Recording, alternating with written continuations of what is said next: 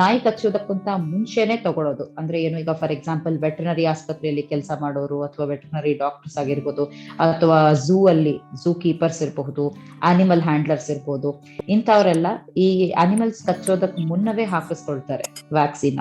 So ಅದನ್ನ ನಾವು pre exposure prophylaxis ಅಂತ ಹೇಳ್ತೀವಿ. ಇದು 3 ಡೋಸ್ ಹಾಕಿಸ್ಕೊಂಡ್ರೆ ಸಾಕು. ಯಾಕಂದ್ರೆ ಬೈಟ್ ಆಗೋದಕ್ ಮುಂಚೆನೆ ಪ್ರೊಫೈಲಾಕ್ಟಿಕ್ ಆಗಿ ನಾವು ಹಾಕಿಸ್ಕೊಳ್ತಿರೋದು.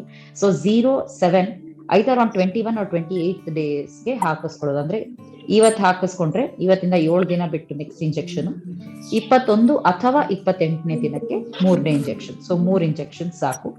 ಪೋಸ್ಟ್ ಎಕ್ಸ್ಪೋಜರ್ ಪ್ರೊಫೈಲಾಕ್ಸಿಸ್ ಅಂದ್ರೆ ಕಡಿತ ಆದ್ಮೇಲೆ 5 ಡೋಸ್ ಹಾಕಿಸ್ಕೋಬೇಕು. 0, 3, 7, 14 and 28.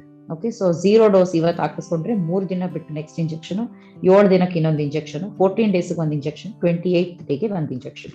So 5 doses ಹಾಕಿಸ್ಕೊಳ್ತೀವಿ.